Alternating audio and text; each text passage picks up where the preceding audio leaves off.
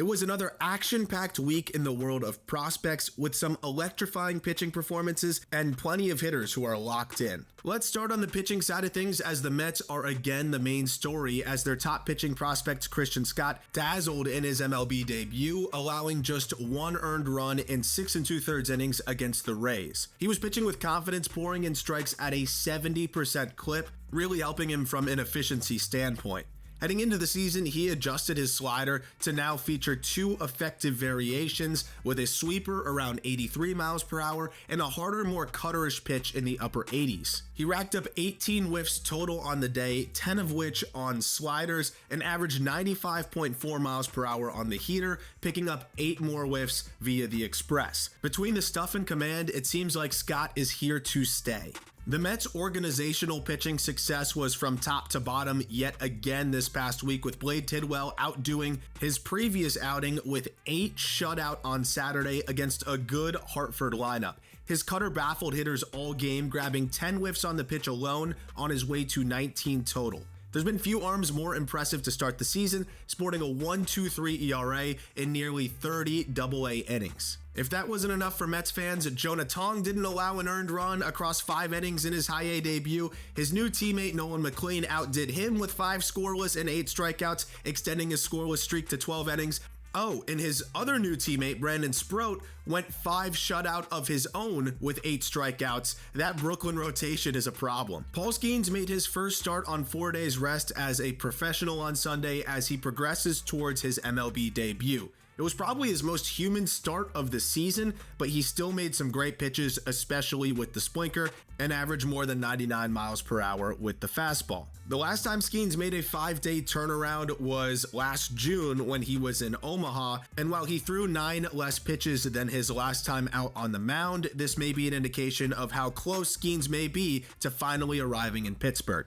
Orioles pitching prospect Chase McDermott's 50th start as a pro was his best, tossing 6 2/3 scoreless innings with 11 strikeouts and 2 walks. McDermott's fastball sat 94 miles per hour, but look at the ride that he gets on this pitch. As you can see, his 2 breaking balls tunnel really well off of it, and he's got a splitter that he'll mix in there as well. His dominant outing came after what was one of his worst as a pro just 6 days prior, only recording 2 outs before walking 3 consecutive batters and getting the hook. McDermott has middle rotation stuff, holding opponents to a batting average of just 170 since the start of last season, but he's also walked 15% of batters in that span. Speaking of career days, Marlins top prospect Noble Meyer reminded everybody why he was the consensus top prep arm in the 2023 class, tossing 5 one-hit innings with just 2 walks and 9 strikeouts.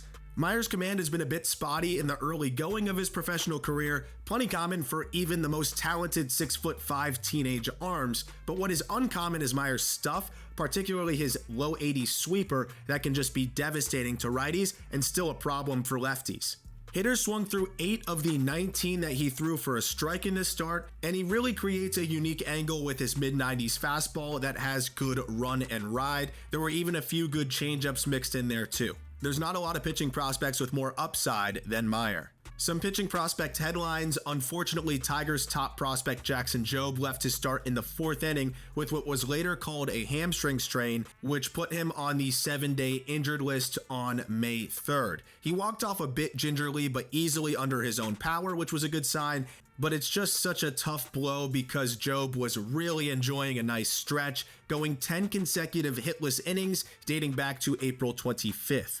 On a more positive side, the Giants are calling up pitching prospect Mason Black after he pitched to a 1.01 ERA in 6 starts in the very hitter-friendly PCL. A 3rd-round pick in 2021 out of Lehigh, Black sits in the low 90s with a low 3/4 slingshot delivery that really deceives hitters. He's got 5 pitches moving in every way, with his sweepy slider particularly looking as nasty as can be from that release point, but he also just gets a ton of weak contact across his entire arsenal, especially with that sinker as well. On to the hitters. Rays prospect Junior Caminero is ready for the big leagues as well, but we already knew that. Over his last 6 games, he's 11 for 25 with 4 home runs and just 4 strikeouts.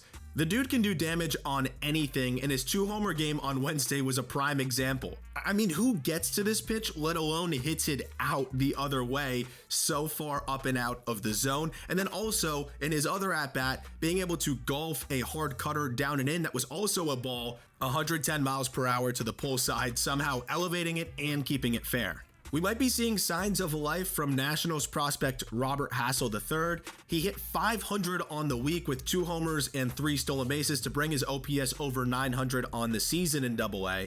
He's still putting the ball on the ground too much, but it's always nice to see Hassel doing some damage, and he did just that this week. His teammate Brady House had a heck of a week himself, going 8 for 20 with 3 home runs and just 2 strikeouts in 24 plate appearances. House's flatter path makes it really tough to beat him at the top of the zone, and with his 2 homers here, you can just see prime examples of how he can just pulverize stuff that's even well above the zone.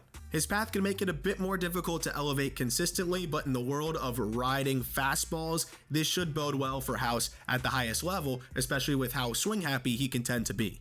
A's 2023 first rounder Jacob Wilson just won't get out. He went crazy again this week, going 11 for 24 with just 1 strikeout, but he's picking up extra base hits too. The shortstop piled up 5 doubles and a homer in those 5 games and just does not punch ever, which we knew coming into pro ball, but it's amazing to see him maintain that even at the more challenging Double-A level. Yankees infield prospect Jared Serna launched 3 home runs on Wednesday for the first time in his professional career in what was his 3rd consecutive 3-hit game. Just 5'7", 170 pounds, he might be the least powerful hitter with a 3-homer game this season, but he does a good job of elevating, especially in advantage counts. After posting an OPS of 582 through his first 18 games this season, Cerna's last 6 games have brought that number up to 835. Mariners catcher prospect Harry Ford kept his hot streak running last week, now hitting safely in 12 consecutive games with an OPS over 1,400 dating back to April 20th. His OPS is up over 900 on the season for Double-A Arkansas, while walking nearly as much as he is punching out. Rockies outfield prospect Braden Ward stole 6 bases in a game last week and 8 on the week total to bring his season figure to 16 swipes through 18 games. A 16th round pick in 2021, Ward is on pace to blow past last year's total of 44 bags. White Sox top prospect Colson Montgomery posted the highest exit velocity of his career with this 114-mile-per-hour home run, one of his 2 homers on the week. After a bit of a slow start to the year, the 22-year-old is settling in at AAA.